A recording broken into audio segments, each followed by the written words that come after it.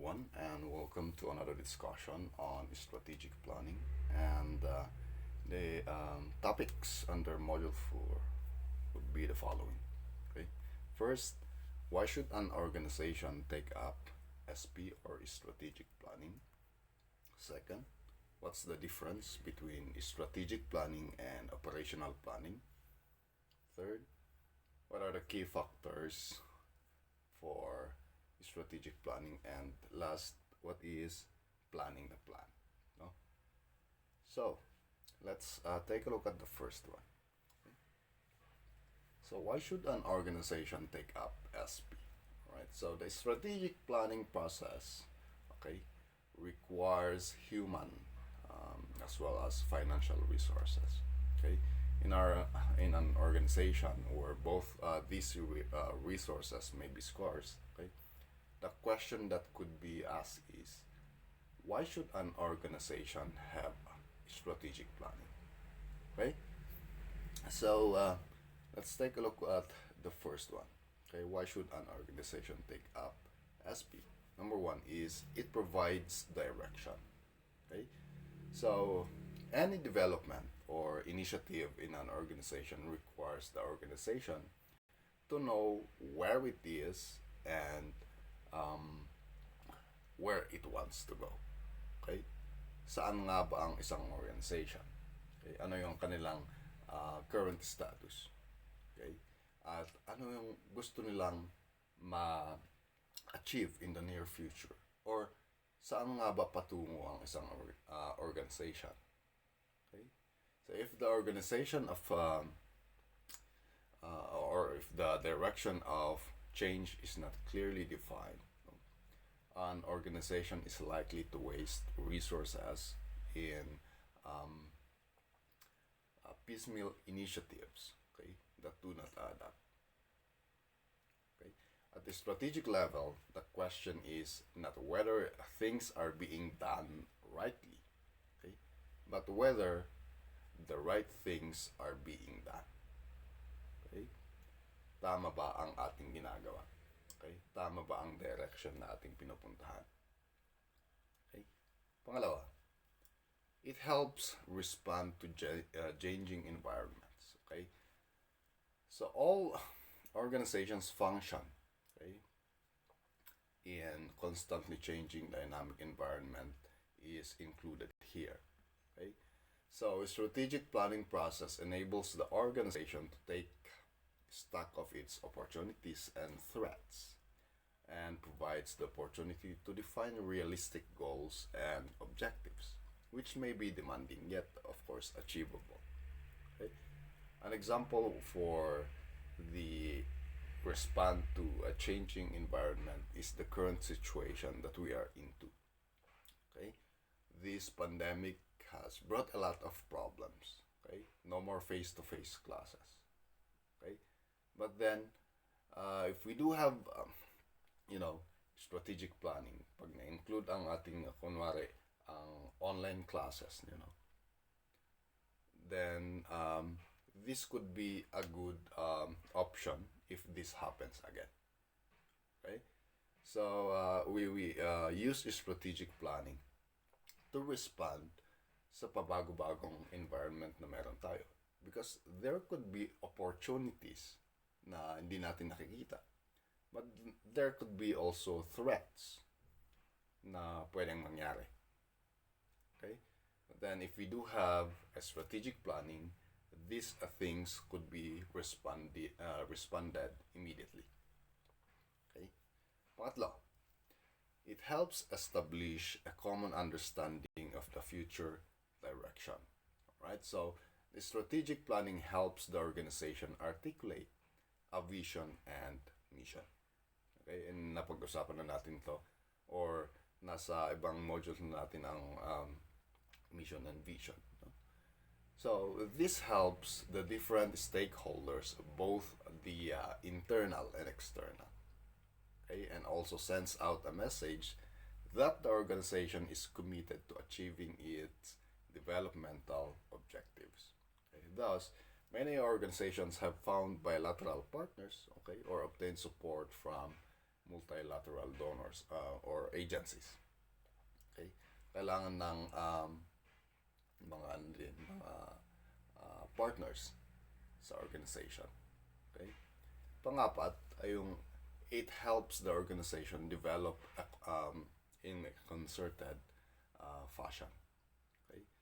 So for an organization to develop, okay, it is necessary to look at the gaps in all the functional areas or domains of the organization and to consider different aspects of development that could be institutional, okay, organizational, or professional staff developments. Okay, so the strategic plan is a tool that enables the organization management to take this comprehensive view. Right? So, yan yung apat, yung pinaka-major. Why should, kung bakit nga ba kailangan ng isang organization na mag-use or gumamit ng strategic planning. Excuse me. Now, let's talk about the difference between these two concepts, strategic planning and operational planning. Okay? So, SP and OP, or strategic planning and operational planning, involve two different types of thinking. Okay? So, strategic planning is about taking decisions that are fundamental, okay, directional, and oriented to a medium or longer term future. Okay? So again, SP is about taking decisions na very fundamental. Okay? It provides direction or directional, and it is oriented to a medium or longer term future. Okay? While operational planning is about developing, okay, developing detailed plans for the implementation of strategic decisions taken during the SP process. Alright, so operational plans normally identify year-on-year projects or activities, okay, and corresponding budgets necessary for achieving them. Okay, so meaning to say, operational planning brings life to strategic planning. Okay, or OP bring the SP into life. Okay, now the two processes are, of course, closely related. You know, without SP or without OP, operational planning, the strategic planning of the organization cannot produce systematic action, while OP without SP will trap the organization in day-to-day management without a longer term future direction. Okay? Now, so yun ang parang pagkakaiba, and of course, what's the relationship between these two concepts? Excuse me. Now, let's talk about the key success factors for SP. Okay, number one here is strategic leadership. Okay, so strategic planning is a leadership function. Excuse me, sir. So, an initiative for change has to be led from the front. And strategic leadership is the ability to think, okay, act, and influence stakeholders in ways that promote sound practices in sustainable delivery of public services. Okay, so in many organizations, there is a tendency to believe that only the heads and the top management are responsible for the future of the organization. Pero it has been proven, okay, that strategic leadership works best when information from top leadership is sympathetic to those of lower and middle positions. Okay, of course, yung alam naman natin na hindi lang mga leaders ang kailangan. No?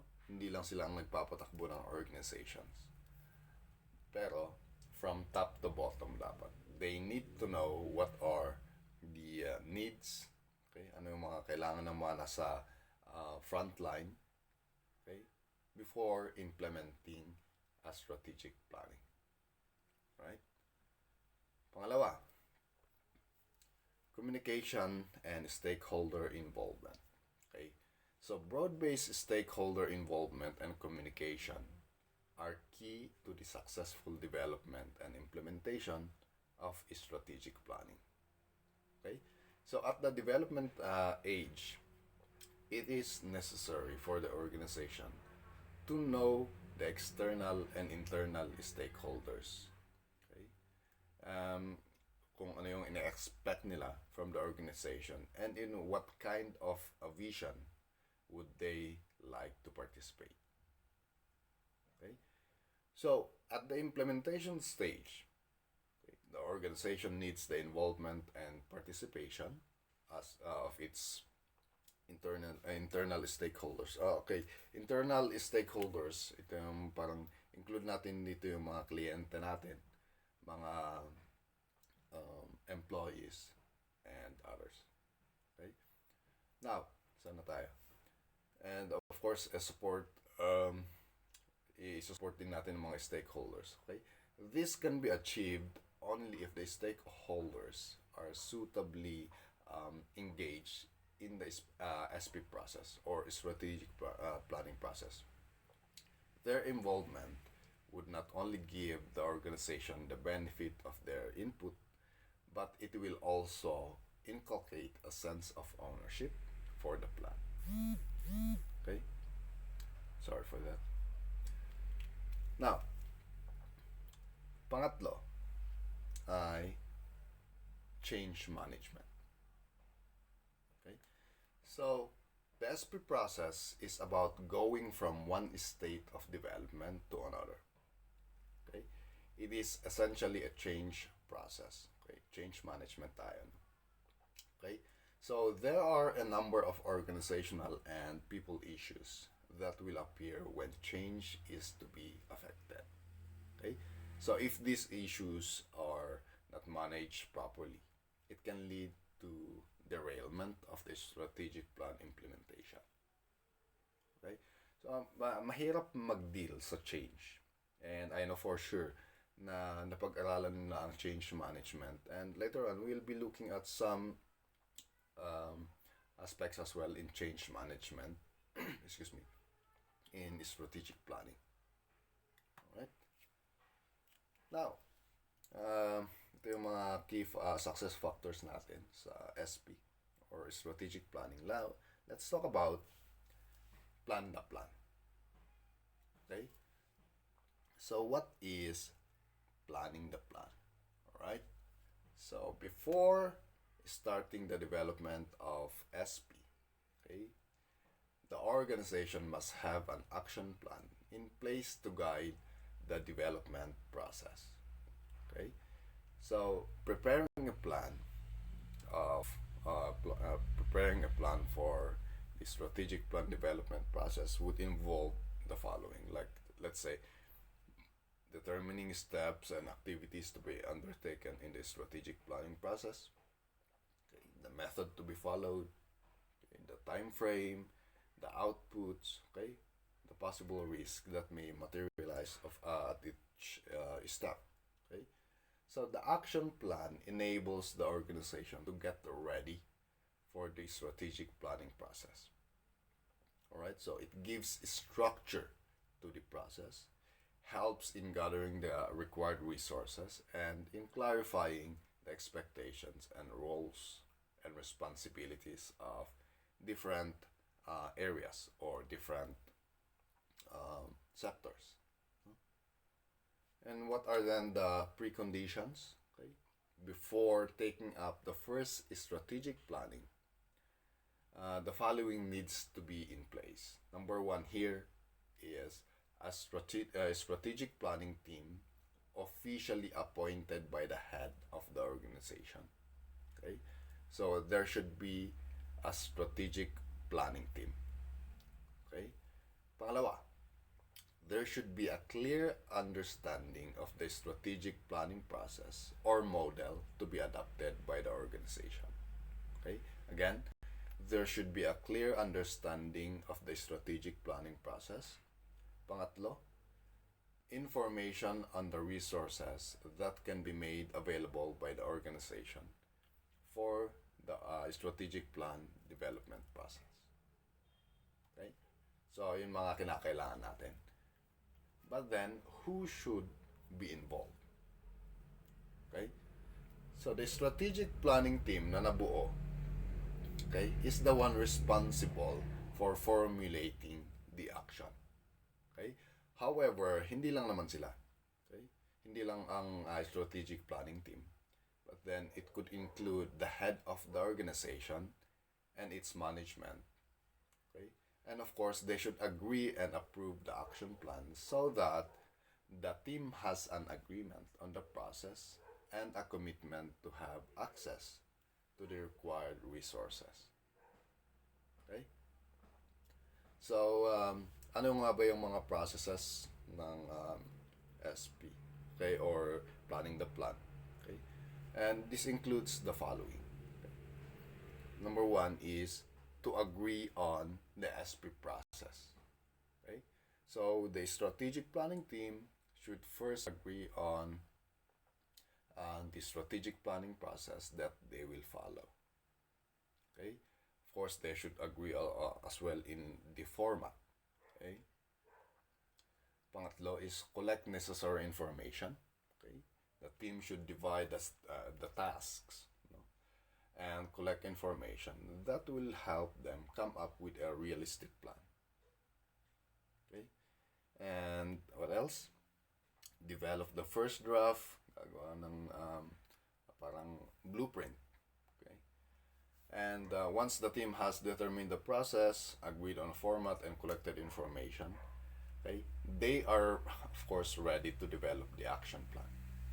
Okay? So, development of the action plan should be a team effort. Hindi lang kanya-kanya ito. And it is recommended that the strategic planning team or the SPT meet together for this purpose. Okay? So, mga strategic planning team, of course, should also develop the first draft of the action plan and ensure that all columns of the plan format are appropriately completed. Okay? And saan na tayo? Sa review draft. Okay? Before finalizing the plan, of course, they should review. And next is to obtain approval. Okay? It should the plan should be submitted to the head of the organization, excuse me, for approval.